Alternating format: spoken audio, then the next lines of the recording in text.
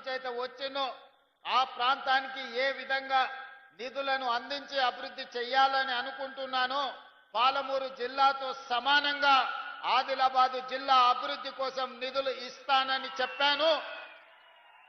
ఖచ్చితంగా ఈ ప్రాంతానికి నిధులు ఇవ్వడమే కాదు, పరిశ్రమలను మంజూరు చేసి ఈ ప్రాంతాన్ని అభివృద్ధి చెయ్యాలని మా ప్రభుత్వము ఉక్కు సంకల్పంతో ముందుకు వెళ్తుంది. మిత్రులారా, ఈనాడు ప్రారంభించుకున్న చనాక కొరాట కావచ్చు, లేకపోతే సదర్మట్ బ్యారేజ్ కావచ్చు, ఈ ప్రాజెక్టులన్నీ కూడా 10 సంవత్సరాలలో అనుకుంటే ఎప్పుడో పూర్తయి ఈ ప్రాంతానికి న్యాయం జరిగి ఉండేది. కానీ ఏదైనా కారణం ఏమైనా ఉండొచ్చు, ఆ 10 సంవత్సరాలలో పూర్తి కాలేదు. కాబట్టే పెద్దలు ఉత్తమ్ కుమార్ రెడ్డి గారు సాగునీటి ప్రాజెక్టుగా మంత్రిగా బాధ్యత చేపట్టిన తర్వాత ప్రత్యేకమైన దృష్టి పెట్టి భూసేకరణకు నిధులను మంజూరు చేసి ఈనాడు ఈ ప్రాజెక్టులను పూర్తి చేసుకోవడం జరిగింది. కానీ ఇది ఆదిలాబాద్ అభివృద్ధికి సరిపోదు. ఇంతకుముందు మిత్రులు మహేశ్వర్ రెడ్డి గారు, పెద్దలు పార్లమెంట్ సభ్యులు నగేష్ గారు చాలా విషయాలు ఈరోజు ప్రస్తావనకు తీసుకొచ్చారు. వెడమ బొజ్జు గారు నా దృష్టికి చాలా అంశాలు తెచ్చారు. రామారావు పటేల్ గారు చాలా విషయాలను ప్రస్తావించడం జరిగింది. అందుకే ఈనాడు ప్యాకేజ్ నెంబర్ 27 కావచ్చు, లేకపోతే నిర్మల్లో అడ్వాన్స్ టెక్నాలజీ సెంటర్ కావచ్చు, లేకపోతే young India integrated residential schools కావచ్చు, వీటితో పాటు ఉమ్మడి ఆదిలాబాద్ జిల్లాకు యూనివర్సిటీ లేదు. ఎన్ఎస్యుఐ యూత్ కాంగ్రెస్ కు సంబంధించిన వాళ్ళు ఎప్పుడొచ్చినా నాకు నివేదికలు ఇస్తూనే ఉంటారు, ఈ ప్రాంతానికి యూనివర్సిటీ ఇవ్వాలి అని. అయితే ఈ ఆదిలాబాద్ జిల్లాలో యూనివర్సిటీ మంజూరు చేయాలని నిర్ణయం తీసుకున్న నాయకులు ఎవరికి వాళ్ళు వాళ్ళ ప్రాంతానికి కావాలని వాళ్ళు ప్రత్యేకమైన వినతులు ఇస్తున్నారు. తప్పు లేదు, వాళ్ళు అడగడాన్ని తప్పు పట్టను. వాళ్ళ ప్రాంతానికి యూనివర్సిటీ వస్తే అభివృద్ధి జరుగుతుందని వాళ్ళందరూ ఆశించడాన్ని కూడా నేను ఈరోజు అర్థం చేసుకోగలను. కానీ ఆదిలాబాదు జిల్లాకు ఈ వేదిక మీద నుంచి నేను ప్రకటన చేస్తున్నా, యూనివర్సిటీ మంజూరు అవుతుంది. బాసర IIITలో యూనివర్సిటీని ప్రారంభించుకుందాం. బాసరకు ఒక ప్రత్యేకత ఉంది, చదువుల తల్లి బాసర మందిరం. కానీ ఈరోజు యూనివర్సిటీని కూడా అక్కడ ప్రారంభించుకొని అవసరమైన అభివృద్ధి కార్యక్రమాలను తీసుకొని ముందుకు వెళ్దాం. ఇన్ఛార్జి మంత్రివర్యులు జూపల్లి కృష్ణారావు గారికి నేను సూచన చేస్తున్నా, బాసర IIITలోనే యూనివర్సిటీని ప్రారంభించుకోవడానికి అవసరమైన ఏర్పాట్లు, దానికి సంబంధించిన ప్రణాళికలను సిద్ధం చేయండి. ఈ నిర్ణయం జిల్లా ప్రజలందరికీ సంతోషాన్ని ఇస్తుంది. వివిధ ప్రాంతాలకు ప్రాతినిధ్యం వహించే ఎమ్మెల్యేలకు మా ప్రాంతానికి రాలేదు అని బాధ ఉండొచ్చు. కానీ మీరందరూ అర్థం చేసుకోండి, ఇది వాయిదాలు పెట్టుకుంటూ పోతే మీ ప్రాంతానికి అభివృద్ధి కాదు. అందుకే ఆదిలాబాద్ యూనివర్సిటీ బాసరలో ప్రారంభించుకుందాం. మీరందరూ వేదిక మీద ఉన్న ప్రజాప్రతినిధులందరినీ కూడా సహకరించాల్సిందిగా నేను ఈ సందర్భంగా విజ్ఞప్తి చేస్తున్నా. అదేవిధంగా నిర్మల్ శాసనసభ నియోజకవర్గానికి ఒక అడ్వాన్స్ టెక్నాలజీ సెంటర్ని మనం ఈరోజు మంజూరు చేయాలని అనుకుంటున్నాము.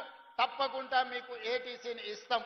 అదేవిధంగా స్టేడియం గురించి, కొత్త కలెక్టరేట్ కార్యాలయం గురించి, మున్సిపాలిటీకి సంబంధించిన నిధుల గురించి, ఇతర అంశాలు చాలా వాటిని మహేశ్వర్ రెడ్డి గారు ప్రస్తావించారు, మిగతా శాసనసభ్యులు కూడా ప్రస్తావించారు.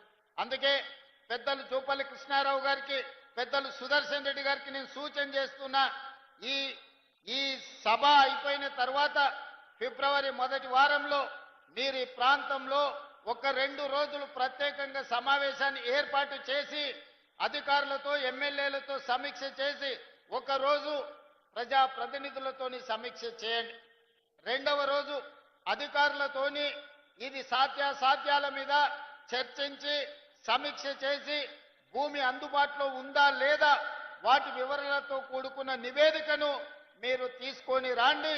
ఉమ్మడి ఆదిలాబాదు జిల్లాకు కావాల్సిన అభివృద్ధి నిధులను, అభివృద్ధి కోసం అనుమతులను రాబోయే బడ్జెట్ సమావేశాలలో నేను అసెంబ్లీలోనే ఆదిలాబాద్కు సంబంధించిన ప్రజాప్రతినిధులతో ఒక ప్రత్యేకమైన సమావేశాన్ని ఏర్పాటు చేసి ఆదిలాబాద్కు జరగాల్సిన అభివృద్ధి, రావాల్సిన నిధులను ప్రత్యేకంగా మంజూరు చేద్దామని చెప్పి నేను ఈ వేదిక మీద నుంచి జూపల్లి కృష్ణారావు గారికి సూచన చేస్తున్నా.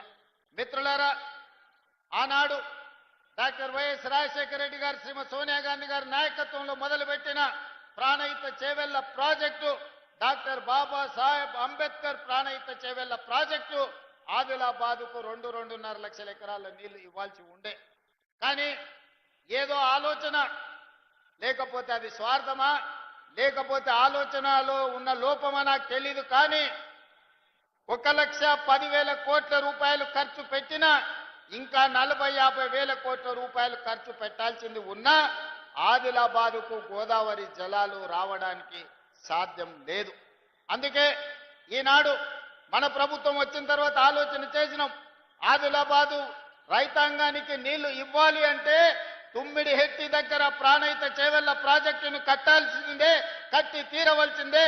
తుమ్మిడిహెట్టి ప్రాంతంలో ప్రాజెక్టును కట్టి ఆదిలాబాదుకు నీళ్లు ఇవ్వాలని నిర్ణయం తీసుకున్నాం. దానికి సంబంధించిన సర్వేలు జరుగుతున్నాయి, నివేదికలు తయారు అవుతున్నాయి.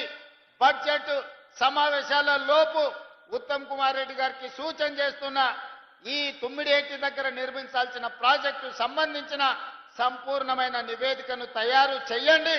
ఆదిలాబాద్ రైతాంగానికి సాగునీరును అందించి ఈ ప్రాంతాన్ని ఆదుకుందాం. తుమ్మిడిహెట్టి దగ్గర ప్రాజెక్టు నిర్మించుకుందాం. మనకు రావాల్సిన నీళ్లను ప్రతి చుక్కను మనం ఒడిసి పట్టుకుందామని చెప్పి ఉత్తమ్ కుమార్ రెడ్డి గారికి నేను సూచన చేస్తున్నా. అదేవిధంగా ఎర్ర బస్సే కష్టం.